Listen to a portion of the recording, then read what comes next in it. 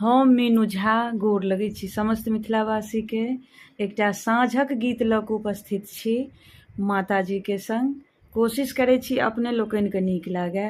धन्यवाद। जय मिथिला, जय मैथिली। सूरज देव डूबि गेला, उगल तारे गाना पड़ि गेला पहिला साँझ गे माए, पड़ि गेला पहिला साँझ गे माए। माटी के दिया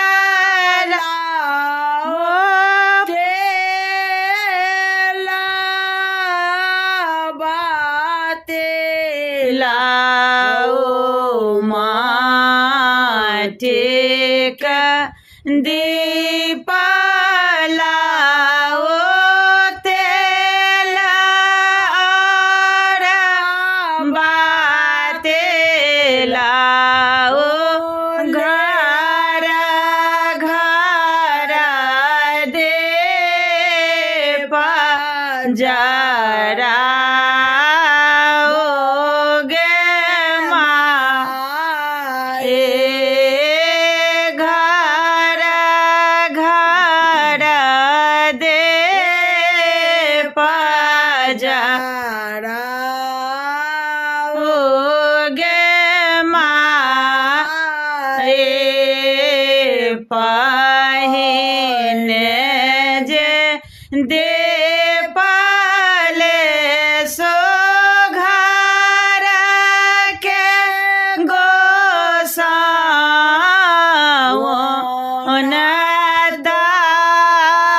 खाना तुलसी माए गे माए,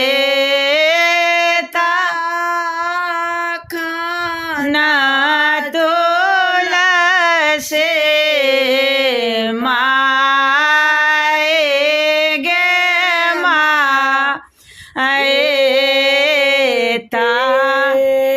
सारा दीप ले सो बाबा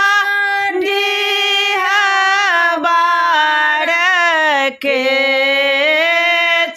चारे माँ को बरजा राओगे माए।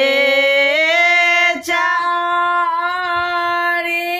माँ दीप को बर घर गे माए। जारो दीप जर गेला साँझ माए, खुश भेले जोग जोग बढ़े आहे बात गे